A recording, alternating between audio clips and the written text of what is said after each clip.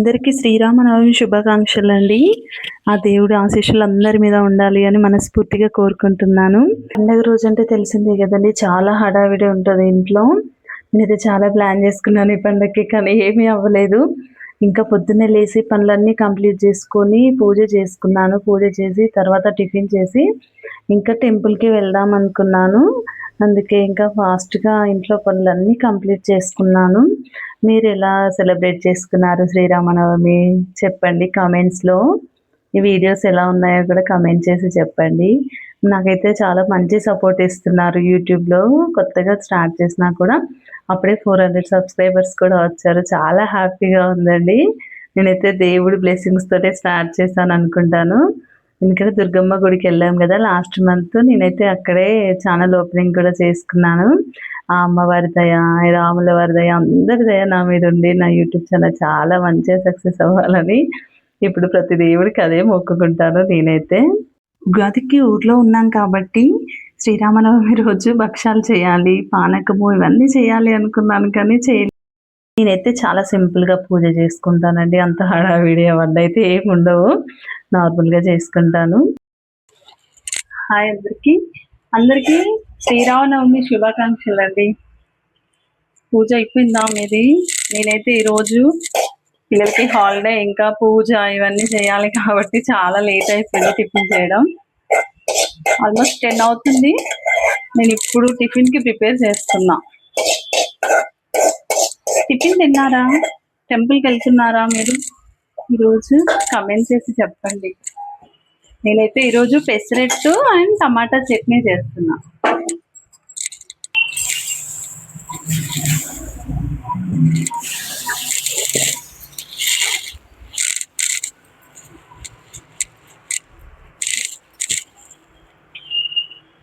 నేనైతే non stick వాడితే మంచిది కాదు హెల్త్కి. అంటే ఈ కాస్ట్ ఐరన్ ప్యాన్ తీసుకున్నా అండి అమెజాన్లో.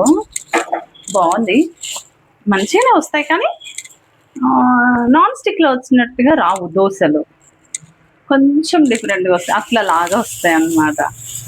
కానీ ఏం కాదులే. నాకు నేనేంటంటే టేస్ట్ ఎట్లా వస్తుంది ఏంటి అవన్నీ ఏం చూడను. హెల్త్కి ఏదైనా మంచిది అంటే అది ఇంకా ఫాలో అయిపోతా.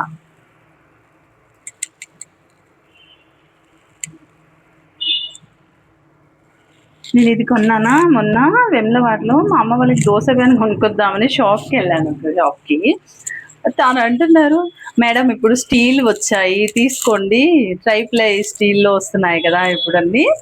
ఇప్పుడు దోశ ప్యాన్లు కూడా అట్లా వచ్చాయంట. 1500 చెప్పాడు. నాకైతే బెటర్ అనిపించింది.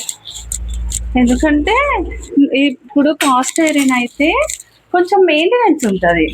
స్టీల్ వాడుకోండి అట్లా ఏం ఉండదు అనమాట. ఈజీగా మనం హ్యాండిల్ చేసుకోవచ్చు దాన్ని. ఒకవేళ ఎవరైనా తీసుకుంటే స్టీల్లో తీసుకోండి, కొంచెం ఎక్కువ రేట్ అయినా పర్లేదు, లైఫ్ లాంగ్ ఉంటుంది కదా.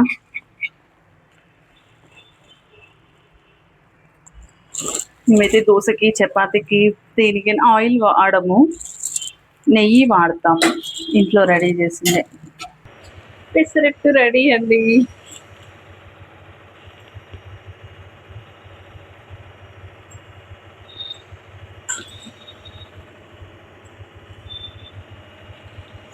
ఈరోజు అయితే ఇంకా కూర్చొని తినేంత టైం కూడా లేదు,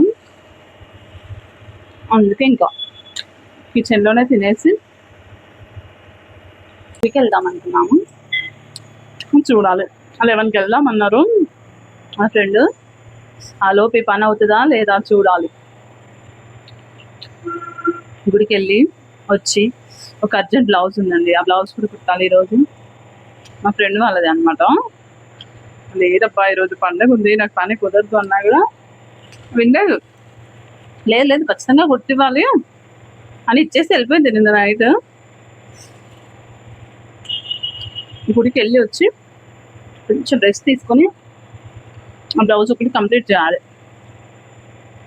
సింపుల్ బ్లౌజ్ అయితే తొందరగానే అయిపోయేది, కానీ కట్ వర్క్ చెప్పారు. చూడాలి ఎంత టైం పట్టిద్దో అసలు.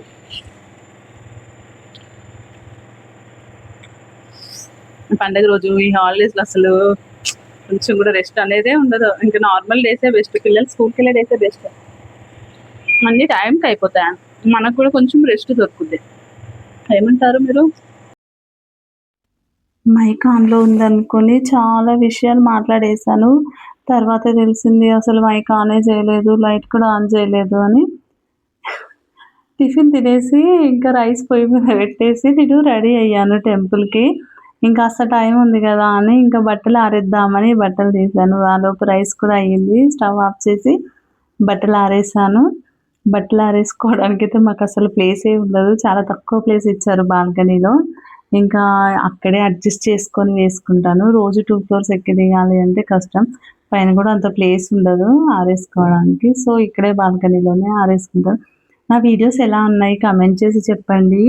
మీ సపోర్ట్ అయితే నాకు చాలా అవసరం అండి. సపోర్ట్ చేయండి. ఇప్పటికే చాలా సపోర్ట్ చేస్తున్నారు.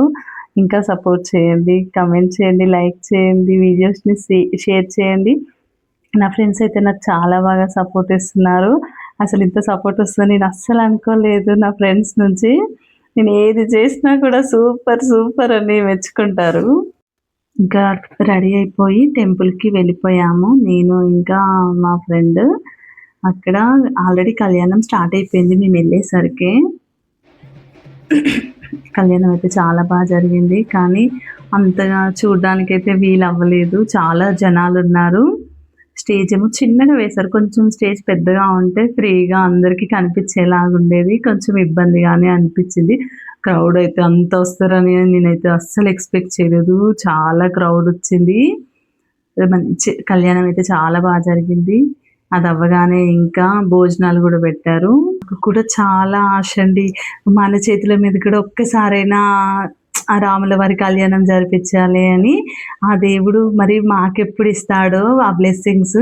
నేనైతే చాలా వెయిట్ చేస్తున్నాను. మాకు కూడా త్వరలో అలాంటి ఆ ఛాన్స్ రావాలి అని దేవుడిని ఎప్పుడు మొక్కుకుంటాను. ఇంకా కళ్యాణం చూసేసి మేము భోజనానికెళ్ళిపోయాము. చాలా జనాలున్నారు. మాకైతే అసలు అవ్వలేదు ఆ జనాలలో. కానీ ఎలానో ఒకలాగైతే మేమైతే ప్లేట్లు సాధించాము. తర్వాత భోజనం చేసి వచ్చాము. తలంబ్రాలు తీసుకుందాము అని గాని, అమ్మో! చాలా క్రౌడ్ అండి. టెంపుల్ నుండి వచ్చాక కాసేపు రెస్ట్ తీసుకొని ఇంకొక అర్జెంట్ బ్లౌజ్ ఉంది. అది కటింగ్ చేసుకొని ఇంకా స్టార్ట్ చేశాను. నైట్ 10, 11 అయ్యింది. అది కుట్టి ఇంకా హెమ్మింగ్ చేసేసరికి అసలు ఎందుకన్నా ఒప్పుకున్నానా ఈ బ్లౌజ్ అని చాలా ఫీల్ అయ్యాను. అది ఏమంటారు డిజిటల్ ప్రింట్ క్లాత్. అది ముట్టుకుంటే జారిపోతుంది. దానికి కట్ వర్క్ కుట్టమని అన్నారు. ఓకే. కట్ వర్కే కదా ఈజీ కుట్టేస్తానని చెప్పా. మా ఫ్రెండ్ వాళ్ళ రిలేటివ్స్‌దనమాట. ఎందుకు ఒప్పుకున్నానా అని